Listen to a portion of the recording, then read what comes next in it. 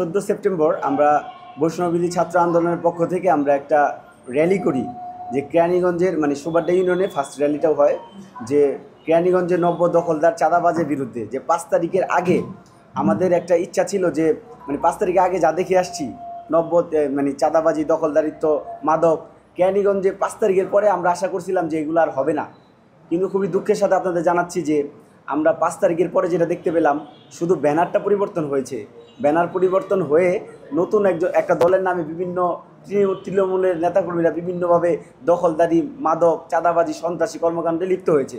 তখন আমরা সিদ্ধান্ত নিলাম যে আমরা কেরানীগঞ্জের মধ্যে 12টা ইউনিয়নে আমরা এই দখলদারিত্ব, চাঁদাবাজির বিরুদ্ধে আমরা সোচ্চার হব। তো প্রথম আমরা সুবাড্ডা থেকে শুরু করলাম। এখানে উপস্থিত সকল ইউনিয়নের সহযোদ্ধারাও ছিল, সাইমন ভাই ছিল, জাভেদ ভাই ছিল, অনেকেই উপস্থিত থাকার চেষ্টা করছে, অনেক জায়গা থেকে অনেক লোক আসছিল।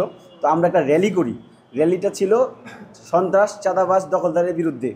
তো র্যালিটা যখন 14 তারিখে আমরা করার পর ওই অঞ্চলে যারা দখলদার, নব্য চাঁদাবাজ, তারা হচ্ছে একটা আতঙ্কে পড়ে যায় যে আবার ছাত্র জনতা তো আবার ঐক্য হয়ে যাচ্ছে।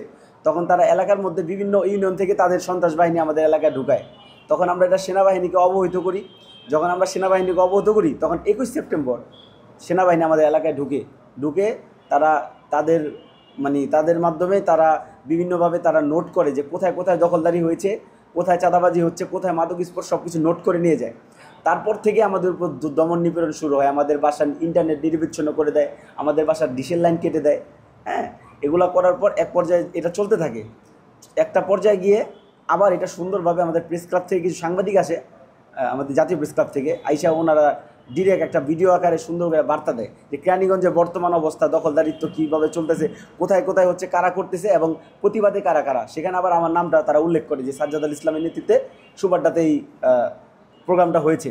তো তখন তারা যারা এখানে দখলদারিত্ব ছিল তারা কী করলো, আরও আশেপাশে যারা দখলদার আছে তাদের সাথে সংঘবদ্ধ হয়ে তারা একটা প্ল্যান করে যে আমাকে একটা আক্রমণ করবে হত্যার উদ্দেশ্যে। তখন এই 17 তারিখ আমি যখন আমার কোর্ট প্র্যাকটিস শেষ করি, আমি বাসার দিকে রওনা হই, তখন তারা পরিকল্পিতভাবে তারা বসে থাকে। যখন আমি এলাকায় ঢুকি, আমাকে হাসিবুল হাসান অনিক, যিনি সুবাড্ডা ইউনিয়নের 3 নং ইউনিটের যুবদলের সাংগঠনিক সম্পাদক দায়িত্বে আছে, তিনি তার নেতৃত্বে বহিরাগত পোলাপান এনে আমার উপর একটা হামলা চালায়।